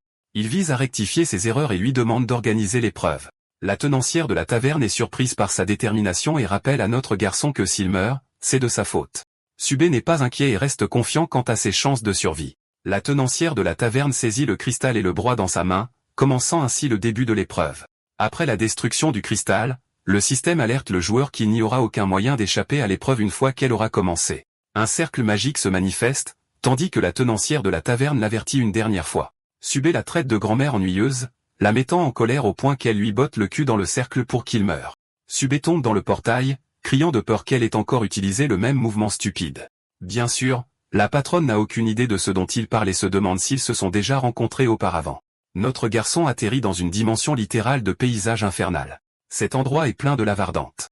Enfin, Subé a fait sa descente dans la même épreuve qu'il a perdue de nombreuses fois auparavant dans sa vie antérieure. Les restes squelettiques qui traînent dans la rivière infernale sont les corps de ceux qui ont osé défier l'épreuve. La triste réalité est que notre garçon est venu ici avec le même objectif que ces personnes. Il est en réel danger ici. Vérifiant ses statistiques système, il réalise que tout dans son inventaire a été scellé. La seule chose qui lui reste est sa houe dorée. L'équipant, il se prépare à ce qui va arriver. Le système est sur le point de déchaîner une vague gigantesque de démons des cavernes sur lui. Avec un compte à rebours de 60 secondes, une version extrêmement affaiblie de Tsubé est prête à se battre. Cette fois, ses statistiques de base sont plus élevées que lors de toutes ses tentatives précédentes, il y a donc une chance de victoire. Le compte à rebours atteint 0 alors que notre protagoniste se rappelle d'être ultra concentré. S'il ne canalise pas la concentration de David Gauguin, il va être cuit comme le reste. Les scènes de démons des cavernes émergent des portails. Ils sont tous comparables à des boss de niveau débutant avec de grandes réserves de santé. Subé sait qu'il ne peut pas attendre qu'il lance une attaque, alors cet homme se précipite pour un premier kill. Un tir à la tête sur l'un des démons anéantit 500 points de vie à la fois, mais ce genre de dégâts est une broutille. Subé effectue un double coup, infligeant 2000 dégâts à la fois et battant le premier démon. Son score actuel est d'1 point, mais cette épreuve ne fait que commencer. Lançant son assaut secondaire, Subé découpe le deuxième démon en une myriade de coups. Son carnage à répétition a déjà éliminé 3 démons en succession rapide. La technique de la frappe d'acier de Subé fait des dégâts sur les démons à chaque coup. L'épée est même donnée pour le test à ses propres compétences, et c'est grâce à l'expérience passée de notre garçon avec l'épreuve du dieu qu'il peut utiliser leur plein potentiel. Plus de démons se sont frayés un chemin jusqu'à lui. En réponse, cet homme déclenche une colonne de 3 frappes enflammées, tuant 3 démons instantanément avec des coups critiques. Subé se sent vraiment bien et adore le carnage. Dézoomons et vérifions ce qui se passe en ville. Les gens sur les forums sont occupés à discuter de la raison pour laquelle le mystérieux Tsubé n'a pas encore changé de classe. Personne n'aurait attendu aussi longtemps pour passer à une classe puissante. Les nouvelles de Lady Huchan vendant des cristaux de haute qualité aux enchères sont également parvenues à leurs oreilles. Ils se demandent si Subé a fini par lui vendre tous ses biens. C'est là que la tenancière de la taverne intervient, leur cassant la gueule pour avoir perturbé ses affaires. Elle leur assure que le cristal de Subé est déjà brisé, ce qui n'a aucun sens car ils n'ont pas reçu de notification de son changement de classe. La mif de la taverne leur assure que c'est elle qui a broyé le cristal, et elle est plus qu'heureuse de leur broyer la tête aussi. Je veux dire, je ne pense pas que l'un d'entre nous va refuser cette offre. De retour à la salle de réunion du groupe de stratégie, le capitaine reçoit un rapport soudain de l'un de ses informateurs. Il n'en croit pas ses oreilles. Le cristal a été brisé par Lady Dina, qui est physiquement incapable de mentir vu que c'est un PNJ. Ça va poser problème pour les plans de ce type. Pendant que les internautes sont occupés à critiquer notre héros, le capitaine est furieux et claque la table de colère. Le punk profite de cette occasion pour rabaisser le calibre de Subé et assure à leur chef que le gamin est un crétin d'avoir gaspillé son cristal. Ling Xu trouve ce clown agaçant alors qu'il l'accuse d'avoir des sentiments pour le bleu. Leur dispute stupide est interrompue par les cris de frustration du capitaine. Il se fiche d'eux et exige une protection immédiate de la tour, soulignant qu'ils doivent capturer Subé et le ramener pour une conversation. Le punk blond ne pense toujours pas qu'il vaille la peine de poursuivre le dernier roi des recrues, surtout quand son cristal est déjà fichu. Le capitaine le traite de crétin parce qu'il est évident que Subé cache certaines de ses véritables techniques au monde. Le capitaine semble avoir pleinement confiance dans la capacité de notre héros à trouver encore plus de cristaux de haute qualité dans les saisons à venir. Ling Shui loue la capacité de son chef à penser aussi loin, mais il n'est pas du genre à se faire manipuler et lui dit de se casser. Nantzian suggère de torturer et d'interroger Subé correctement, mais c'est trop inhumain. Le capitaine souligne l'importance d'assurer la loyauté de Subé pour ses techniques secrètes car l'avenir du royaume de Yan dépend de cette mission. Retour au procès, notre héros massacre les démons inférieurs de la première étape. Avec la première vague totalement anéantie, le système le félicite. Au fait, cette merde a pris 10 heures entières juste pour terminer la première vague. Subé se souvient de sa terrible expérience lors des procès précédents.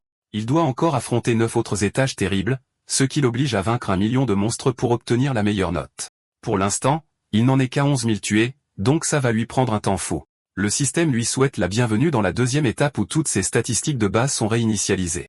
Cette fois, il devra affronter un groupe de démons piqueurs. Commandant la capacité de restauration de statut, Subé attend la fin de la période de grâce. Il doit agir vite pour terminer le procès à temps. Devant lui se trouve le pire cauchemar d'un homme tout droit venu d'Australie, un essaim de frelons géants. Ils sont même venimeux, donc leur passif draine aussi la vie. Cette fois, notre héros reçoit un fouet de fer à l'assaut pour l'étape. Il peut également passer d'une arme de niveau débutant à une autre pour jouer avec différents styles. Le premier démon piqueur essaie de lui piquer le cul, mais notre héros canalise la puissance de Zeus et en anéantit 20 d'un coup. Jusqu'à présent, le fouet fonctionne en sa faveur, surtout quand ces démons piqueurs sont connus pour avoir des stats défensifs vraiment nuls. Activer sa compétence de balayage et l'associant au fouet, cet homme démolit 50 démons lors de sa deuxième explosion. 12 heures de massacre continuent plus tard, notre héros se retrouve avec un score de 255 000. Enfin, l'étape est terminée et Subé est complètement épuisé. Ici, il change son arme pour une lance. Tuer 250 000 de ces trucs était une vraie galère à l'instant, mais, heureusement, la nouvelle transition d'étape lui permet de réinitialiser sa santé et son endurance. Pour sa prochaine vague, Subé devra affronter une horde d'imps sorciers. S'adaptant en conséquence, il passe à un style de combat à longue portée avec un arc, la faiblesse parfaite pour battre ses gars. Ces imps sont en gros Batman s'ils s'étaient transformés en un nain verlet avec 0 aura. Subé commence leur extermination en lançant de nombreuses flèches à la fois. La plupart atterrissent en plein dans la tête. Il sourit avec assurance de sa vitesse car c'est sa stat la plus forte. Les imps ripostent en lançant leur propre sort à distance. Subé évite ces petits lasers colorés et réussit à s'en sortir indemne. Et oui, le One Piece est réel. À peu près à ce moment-là, nous avons Manchuan qui vient de vaincre le 10e boss de la Tour de Dieu. Il lui a fallu un temps total de 40 heures pour tout terminer. Bien qu'elle ait terminé deuxième, elle n'est pas contente et a l'intention de rencontrer personnellement Subé un jour. Le 6e jour du procès fait la une des journaux dans tout le royaume.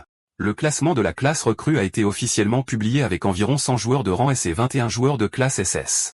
Les citoyens du royaume de Yan ne sont pas trop ravis de cette annonce. C'est similaire aux résultats de l'année dernière. Cependant, la performance de Junkai, Ouelan, Manxian, et enfin Yuchan est notable. Le seul mystère qui reste à résoudre est la disparition de Subé. En parlant de lui, nous arrivons à la vieille taverne où Lady Yuchan sirote son thé. Simpfei se demande pourquoi elle a refusé 2 propositions importantes des autres familles, tout ça pour un nobody comme Subé. Comme toujours, elle ignore les délires de l'île Bro et exige qu'il se concentre sur son ordre donné. Il essaie de se plaindre davantage, mais elle le fait taire, déclarant qu'elle a des plans personnels à suivre. Dans sa liste d'amis, il n'y a qu'une poignée de personnes, mais Subé semble être entré dans un statut anormal. Cela fait une semaine que ce changement s'est produit, à peu près au moment où les rumeurs de son cristal brisé se sont répandues. Déduisant sa condition en utilisant ces 2 points, Yuchan réalise que notre héros est toujours bloqué dans la zone des débutants en train de faire quelque chose de miraculeux à nouveau. En parlant de notre héros, allons à l'étape 7 du procès. Ici, Subé affronte des golems durables. Ces gars sont d'abord gelés avec des flèches de glace, puis brisés avec un deuxième tir. Il s'en sort facilement, brisant leur défense et se moquant même d'eux parce qu'ils sont des cibles faibles pour la magie de glace. Alors qu'il s'avance pour entrer dans l'étape 8, il réalise qu'il s'est déjà écoulé une semaine. Il doit terminer 3 étapes de plus avant la fin de la zone des débutants, alors il se met au travail encore plus rapidement. Cette fois, Subé doit affronter une version encore plus forte des démons du premier étage, et il est tellement rapide qu'il en tue près de 30 d'un coup. 6 heures de grain pénible plus tard, Bro arrive pour défier Godzilla. Il a une longue épée enflammée. Grâce à son incroyable vitesse, Subé donne un dernier coup pour tuer le monstre. Enfin, le système reçoit une notification confirmant son 1 000e statut de tué. De plus, il reste 24 heures avant l'expiration complète de la période d'essai pour les débutants. Notre héros se prépare avec enthousiasme à défier l'étape finale et le boss final du procès. Debout devant un globe rouge en spirale, il provoque le boss pour qu'il sorte. Un cercle magique rouge gargantuesque apparaît, envoyant l'incarnation littérale de Satan. C'est le démon Lotus rouge avec une difficulté terrible de seigneur. Affichant 1 million de points de vie, ce truc est un dur à cuire. Mais ce type les démolit tous. Je veux dire, tous les boss. Le démon enflammé maudit l'humain stupide et tente de l'anéantir avec une seule attaque. Frère esquive une bombe nucléaire et réalise qu'il doit faire attention à ce démon titanesque. Le fait que ce boss ait 2000 de défense signifie que la plupart des attaques de Subé seront inutiles. Pour l'instant, il est forcé d'être sur la défensive, espérant exploiter une ouverture pour faire son coup. Le démon Lotus Rouge lance des douzaines de frappes en spirale, chacune étant évitée par l'excellent jeu de jambes et les compétences d'évasion de Tsubé. S'équipant d'un gantelet à chaîne à crochet, notre protagoniste attend sa chance parfaite. Le démon Lotus Rouge est sur le point d'invoquer un serviteur des flammes, mais Tsubé est plus rapide et utilise en fait la chaîne à crochet pour tirer son corps, le traînant contre le visage du boss. Le démon se tord de douleur, ayant subi des dégâts d'une de ses propres attaques. Pendant ce temps, notre garçon est d'humeur à venger tous ses camarades tombés au combat qui ont osé défier cette épreuve et ont perdu la vie. Manifestant son épée, il effectue une déchirure spatiale qui tranche littéralement le membre droit du suzerain. Avec ses attaques désormais annulées, Subé se précipite pour profiter de l'occasion. Cette fois, il se lance en haut et équipe son arc pour une frappe à distance. Ses flèches entrent en contact avec le corps du suzerain, infligeant plus de dégâts. Utilisant le même élan associé à une vitesse fulgurante, Subé se repositionne pour une autre attaque. Le boss démoniaque tente pitoyablement de se défendre, mais c'est inutile.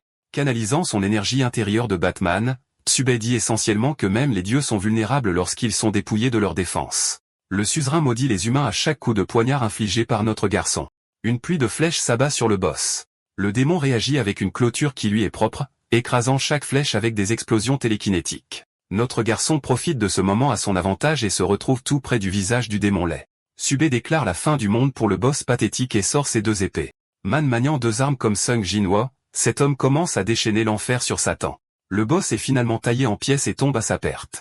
Subé s'éloigne en tapotant sur la scène et termine le combat complètement épuisé. L'épreuve divine a été réussie, accomplissant ainsi son exigence pour obtenir la classe cachée. Quant aux 1 million de points qu'il a obtenus, les échanger lui vaut le titre de héros le plus rare. Frère en a enfin fini avec sa série de meurtres et célèbre l'obtention de la clé cachée de sa croissance dans la vie précédente.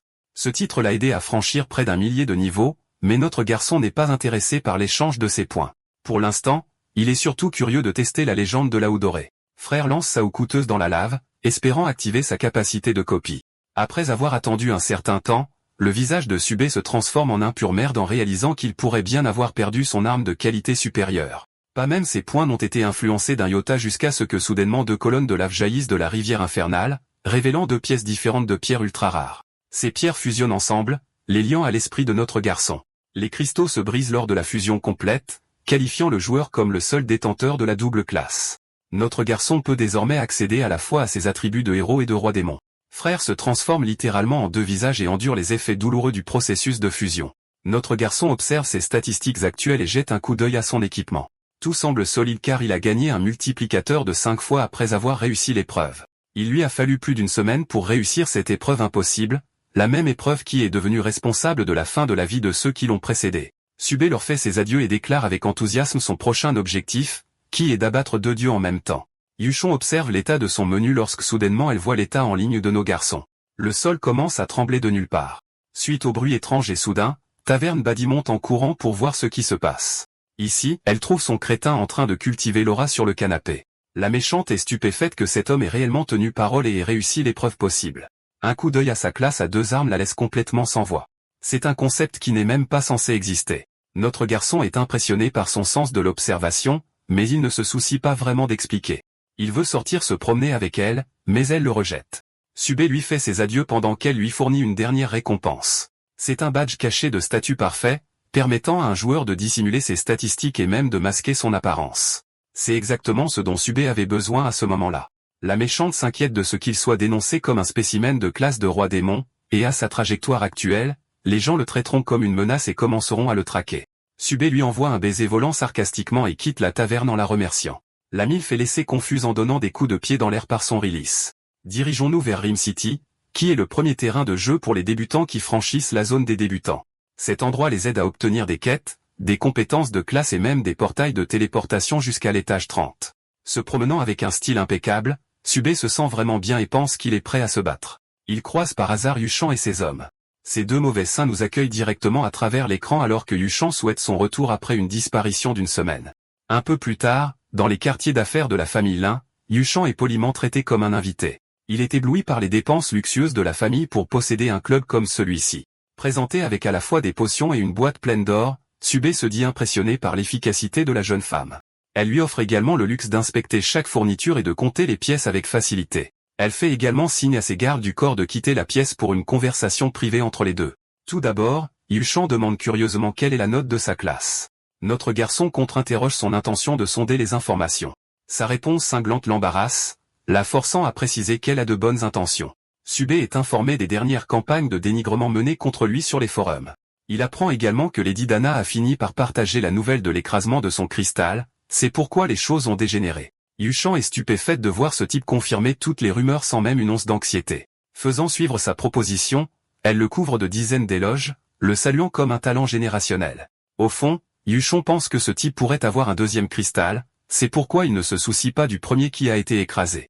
Ce type montre un manque total d'intérêt pour le sujet et lui demande directement quel est son objectif. Yuchan l'invite dans la famille Lin pour une opération conjointe contre les boss. C'est exactement ce qu'il prévoyait qu'elle dirait parce que la difficulté de l'étage augmente considérablement après avoir franchi la zone des débutants de la tour. Subé souligne qu'il est d'accord pour battre les boss ensemble, mais il ne rejoindra en aucun cas une autre guilde. Il est d'accord pour les emmener au 5e étage de la tour et demande 5 membres d'équipe de type mage uniquement pour aider à battre le record. Yuchan se lève sous le choc après avoir entendu son objectif de battre un autre record. Normalement, il faut 20 personnes pour franchir un seul étage, et voici ce type qui énonce des objectifs délirants. Notre garçon lui assure qu'il n'est pas non plus désespéré de battre les records, alors il se lève et quitte la réunion. Yuchan le suit et précise qu'elle est d'accord, tant que la famille Lin peut utiliser son nom dans le groupe. Subé est d'accord et préfère attaquer à partir de demain, car il a beaucoup de choses à régler.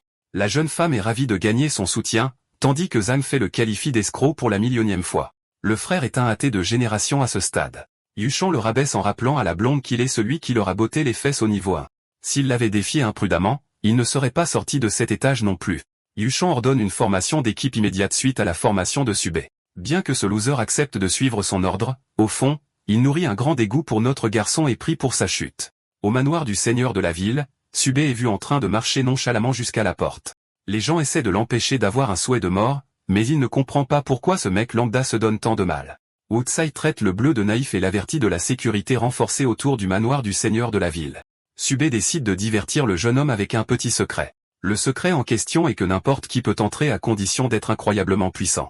Subé s'approche des gardes et révèle son titre de héros, gagnant instantanément leurs éloges et leur obéissance. Les gens qui le regardent de loin sont bouche bée, incapables de comprendre comment ce nouveau venu a réussi à entrer comme un VIP. Même maintenant, les gardes escortent le héros avec un service de premier ordre. Un fracas se fait entendre dans les terrains d'entraînement. Il y a un combat entre le capitaine des gardes Orlando et le seigneur de la ville, un mage affrontant un combattant à l'épée. Le simple fait de regarder cette scène donne la chair de poule à notre garçon, car c'est l'une de ses séquences préférées de l'histoire pour débloquer des compétences rares. Même s'il est lui-même un joueur à double classe, il a besoin de grimoires de compétences agricoles pour acquérir de nouvelles capacités. Dans cette arène, Subé a tout ce dont il a besoin pour apprendre et passer au niveau supérieur. En fait, le système lui propose même d'apprendre les compétences de base du maniement de l'épée auprès du maître lui-même. Notre garçon tape joyeusement oui et apprend même la compétence du capitaine Orlando, le mur de pierre. De nombreuses compétences se feraient un chemin jusqu'à l'écran du système de notre garçon, et il spamme le bouton de confirmation comme un maniaque. 10 minutes plus tard, le mage se fait soigner par plusieurs autres mages tandis que le chef de la ville semble indemne. Notre garçon n'a pas trop apprécié le combat car il est devenu très ennuyeux rapidement. Un des gardes informe le seigneur de la ville de l'arrivée d'un héros. Stupéfait, le chef exige une vérification de l'identité de Subé. Il révèle les données et confirme son statut d'élite, gagnant le respect du grand maître d'épée et de ses sujets. Ils sont ravis d'être en présence d'un héros après 100 ans. C'est une remarque déroutante pour notre garçon qui demande des éclaircissements. Le seigneur de la ville partage qu'un héros est destiné à conduire la ville de Rime vers la lumière, mais cette description ringarde est bien trop exagérée de l'avis de Subé. Au lieu de se glorifier, il demande des informations sur les quêtes. Sachant que le héros n'est actuellement qu'au niveau 10, le seigneur de la ville révèle une nouvelle mission. Apparemment, son fidèle chien a disparu, et il offre insultant une récompense de 10 pièces d'or pour sa récupération. C'est un travail tellement merdique et une sous-estimation des capacités de notre garçon au point que Tsubé révèle son aura terrifiante pour exprimer sa colère. Plus sage des deux, le capitaine mage Orlando propose d'autres missions, pensant à quel point la suggestion du seigneur de la ville vient de paraître stupide. Le héros reçoit 3 nouvelles quêtes pour collecter des matériaux en échange de récompenses. Juste à ce moment-là, le grand maître d'épée se souvient également d'une demande appropriée. Il charge Subé d'enquêter sur une certaine zone. Avec autant de quêtes alignées, notre protagoniste souligne que personne ne les a terminées auparavant dans l'histoire principale. Les joueurs ordinaires sont bien trop occupés à être obsédés par les étages de la tour pour oublier que les quêtes secondaires sont la clé des vrais buffs. Curieusement, la quête du maître d'épée attire le plus l'attention de nos garçons. Le seigneur de la ville fait une proposition soudaine, soulignant les capacités de combat divines du héros moyen. En bref, ce type veut un combat en tête-à-tête contre le héros. Offrant un handicap au héros, le seigneur de la ville a même l'intention de sceller ses compétences les plus puissantes. Cependant, notre garçon a des plans différents et dit à ce type de simplement se limiter au niveau 30. Il en va de même pour le capitaine Orlando, ce qui implique que cet homme est sur le point de les fumer tous les deux en même temps. Le mage et le grand guerrier sont également stupéfaits et expriment leur plainte concernant cette idée, sachant que le héros n'a pas beaucoup de compétences. Subé les fait taire et leur recommande de communiquer pendant le combat. Les deux combattants se regardent avant d'exprimer un vif intérêt pour la puissance du héros. Dans l'arène, les gardes murmurent leurs pensées choquantes. La dernière fois que ces gars ont fait équipe, c'était lorsqu'ils ont vaincu une puissante monstruosité de niveau 200. Et voici Subé, qui les a défiés avec arrogance en même temps. Le mage remarque la confiance du héros, tandis que le grand guerrier est ravi de montrer un soupçon de ses véritables pouvoirs. La première attaque vient du maître d'épée, qui utilise une simple compétence visant son adversaire. Le résultat? Aucun contact. Pouf! Notre garçon a disparu. Apparaissant comme un éclair par derrière, Subé félicite la manœuvre précisément chronométrée du seigneur de la ville. Vient ensuite le mage qui conjure un sort de base de pic de pierre pour prendre notre garçon au dépourvu. La simple vue de celui-ci rend Subé extatique, et il ne partage aucune intention de l'esquiver non plus. Au lieu de cela, cet homme tranche littéralement les pics de pierre avec une myriade de frappes rapides. Les réflexes divins du héros étonnent les spectateurs qui ne s'attendaient pas à ce qu'il soit si fort. Mais le combat ne fait que commencer, et ces deux guerriers expérimentés n'ont pas terminé. Cette fois, ils veulent frapper le héros avec une plus grande vague de force qu'auparavant. Le mage emprisonne Subé dans une cage de boue, encore une autre compétence de débutant. L'ayant immobilisé sur place, le seigneur de la ville intervient avec sa capacité de tranche de deuxième étape, libérant deux roitelets de feu. Gardant son sang-froid, le héros les esquive tous les deux nonchalamment, narguant les guerriers pour être beaucoup trop prévisibles. Son attitude merdique n'en finit pas, mais le seigneur de la ville se jette déjà sur lui pour une autre frappe. Un incroyable bouleversement se produit. Subé disparaît comme un éclair de sa place et réapparaît en haut, s'affrontant à la lame du grand guerrier. Le seigneur de la ville poursuit sa cible avec une tranche de troisième étape améliorée. Cependant, ce combat est déjà terminé. Subé a une épée contre le cou du capitaine Orlando, surprenant le seigneur de la ville avec sa vitesse de boulon encore une fois. Même pas 30 secondes ne s'étaient écoulées, et le combat a déjà pris fin. Mais notre garçon ne veut pas laisser les choses se dérouler aussi facilement et défie le grand guerrier de le charger. À ce stade, le seigneur de la ville commence à réaliser que ce type est littéralement construit différemment. Refusant d'abandonner, l'épéiste charge à nouveau avec sa lame enflammée. Cette fois, sa stratégie implique l'utilisation d'une technique d'impact depuis le sol. C'est la quatrième frappe, et malgré un changement de variation, le résultat est finalement le même. Subé l'affronte de face et se téléporte hors du terrain. Il réapparaît derrière comme le quatrième Hokage de Naruto. Subé connecte son coup avec une épée ou une entaille. Le combat est maintenant officiellement terminé. Le guerrier à l'épée est au sol et le héros se moque de lui en le traitant de pathétique. Subé coche l'une des quêtes de sa liste et reçoit une récompense d'inventaire. Pendant ce temps, le seigneur de la ville et le capitaine Orlando ont perdu leur point d'aura au profit d'un jeune homme tout juste sorti des rangs de novices. Le fait est que, même s'ils étaient au niveau 50, notre garçon les aurait quand même balayés. Subé loue leur contrôle sur leur technique et espère se battre à nouveau bientôt. Cela dit, il part s'occuper de la prochaine série de quêtes. Il l'escorte en chemin et Subé s'éloigne pour vaquer à ses occupations. Pendant ce temps, les deux vieux amis sont maintenant pleinement convaincus de la force du héros, croyant qu'il sauvera leur ville. La ville de Rime est grande, nécessitant des portes de téléportation juste pour se déplacer. C'est pourquoi notre garçon veut apprendre des compétences pour faciliter l'exécution des quêtes. Il en a tout un tas, alors il les répartit dans son inventaire. La frappe supérieure et la poussée multiple, ainsi que le pic de pierre, sont les techniques auxquelles il a maintenant accès. Le système décrit ses statistiques. Grâce à son niveau élevé de points d'esprit, ses compétences peuvent facilement augmenter de niveau, et son équipement n'est pas en reste non plus. Confiant dans sa capacité à relever la quête, Subé se rend à l'une des portes de téléportation. Sa prochaine destination est le pays des spectres, où la plupart des quêtes sont confiées. Les gardes lui font payer 80 pièces de cuivre, ce qui représente un coût élevé. Une porte-portail verticale le transfère d'un endroit directement au pays des spectres. Cet endroit semble beaucoup plus réaliste que dans le jeu, mais cela rend les choses intéressantes pour ce type qui n'a gardé que son arme de base pour le voyage. La température du pays des spectres est assez froide, ce qui fait que notre garçon regrette ses choix de vêtements. Subé aperçoit un groupe de guerriers squelettes au loin. Ces crânes sont 2 fois son niveau aussi, mais ils sont tous de la chair à canon à ses yeux, même avec une santé supérieure. Testant ses nouvelles compétences, Subé lance 3 pics de pierre. Il réussit des tirs en pleine tête sur 3 des guerriers squelettes, les tuant instantanément. Le reste des guerriers est assailli par une rafale des mêmes pics. Grâce aux dégâts critiques, 10 d'entre eux sont à terre dans l'instant suivant. L'aspect surpuissant de ce sort magique se présente sous la forme de ces 3200 dégâts absurdes. Quoi qu'il en soit, Farmer les filets de tête d'os est une bonne chose. Il a enfin l'impression que le vrai grain a commencé au lieu de la merde de novice à laquelle il avait affaire dans la zone 1. Un moment passe et il a fini de nettoyer la vague, passant au niveau 11 en même temps. Dans sa vie antérieure, l'acquisition de points de compétence était une galère, mais en ce moment, il les traverse à toute vitesse grâce à sa double classe. En fait, lorsque Subé inspecte ses statistiques, il est abasourdi de voir une augmentation de 50 pour chaque périmètre. Le boost d'une classe cachée est meilleur que même la profession triple S. De retour aux têtes d'os, ils sont là pour se faire massacrer, et ils se font effectivement massacrer lorsque Subé lance une pluie de pics de terre. Pour pimenter un peu les choses, cet homme érige un mur de pierre pour les déstabiliser. Il aime chaque seconde de ce massacre, rabaissant sa proie pour être la victime de ses compétences professionnelles. La première quête est terminée avec la défaite d'un millier de guerriers squelettes. Notre garçon est plutôt content de ses résultats, mais il a encore un long chemin à parcourir pour atteindre son objectif. L'armée de têtes d'os arrive, mais cette fois, ils ont aussi amené un grand gaillard intimidant. Ce type est littéralement Ghosteridé Silva à la salle de sport et prend une tonne de stéroïdes. Le crâne de feu est un boss commun dans cette zone. Subé est heureux de le défier, alors il lance d'autres pics de terre. Son assaut pulvérise la flotte de guerriers squelettes, en tuant des centaines en même temps. Le monstre boss manie une épée d'os de malade avec des flammes bleues et sort enfin de sa cachette pour défier l'humain dans un combat direct. Subé se moque de lui en pensant même qu'il a une chance contre un humain avec des réserves de mana infinies. Le crâne de feu canalise le mana environnant, aspirant la force vitale de ses guerriers juste pour alimenter son arme. Pensez-y comme à la bombe spirituelle de Goku de Dragon Ball, sauf que c'est la version maléfique. La compétence de sacrifice amplifie considérablement la capacité de dégâts de son épée, créant un mouvement ultime.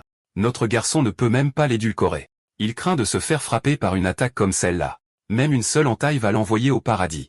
Changeant de stratégie, Subé décide de passer à la manœuvre offensive, saute vers le haut et fracasse l'armure de la créature. Avec le boss chancelant à cause des dégâts de son coup initial, Subé se concentre ensuite sur le tranchage de ses jambes. Avec un dégât critique collectif de 20 000, il porte un coup de grâce en déployant le lourd barrage de pics de pierre. Malheureusement, même cela ne pourrait pas épuiser complètement sa santé. La puissante bête tente de forcer une seule frappe, mais même avec la puissance destructrice pour anéantir une montagne, il n'est tout simplement pas assez rapide pour attraper notre garçon. Exploitant encore une autre ouverture, Subé délivre un barrage de pics de pierre sans fin, spammant imprudemment sans se soucier de la perte de mana ou même des temps de recharge. Concentrant des tirs en pleine tête après des tirs en pleine tête, notre garçon inflige des dégâts importants et insulte le boss pour ne pas s'être suffisamment entraîné. Le combat est terminé alors que le monstre mort-vivant est renversé, faisant éclore de magnifiques fleurs de crâne après sa défaite. Subé est ravi de découvrir une autre quête potentielle. Mais pendant qu'il est occupé à ramasser les fleurs, il découvre également un nouveau livre de compétences dans son inventaire. C'est la capacité de nécromancie. Et après avoir dépensé 10 points, elle fait maintenant officiellement partie de l'ensemble de compétences de Tsubé. Intrigué par le concept de la magie d'invocation, notre garçon conjure 3 soldats morts-vivants, les ressuscitant du sol. Ces fidèles guerriers squelettes sont plutôt nuls normalement, mais ils deviennent rapidement surpuissants car leur croissance est liée au niveau de leur maître. Dans ce cas, ils sont assez forts pour affronter des monstres de niveau 40 grâce aux statistiques brisées de Subé. Mais attendez, il y a plus. Il peut en invoquer des dizaines en même temps pour submerger ses ennemis avec des nombres. Subé termine une autre quête en ramassant 200 fleurs de crâne, profitant des fruits de son travail. Sa prochaine destination est un endroit appelé le Marais de la Mort. C'est une section complètement nouvelle de la carte, mais elle n'intimide pas du tout notre garçon. En fait, il trouve les petits lézards pointus qui le regardent avec colère mignon. Combattant le nombre avec le nombre des siens, Subé déchaîne la colère de ses soldats morts-vivants pour faire les tueries à sa place. Ces crétins sont remarquablement utiles et se débarrassent facilement des lézards. Avec les sèmes de lézards à cornes vaincus, notre héros est confronté au réveil soudain d'un monstre colossal. Les stats de défense de ce boss ne sont pas une blague, mais heureusement, la compétence d'invocation de Tsubé a aussi un peu progressé. Notre héros est distrait par une silhouette au loin et décide d'explorer d'abord la zone.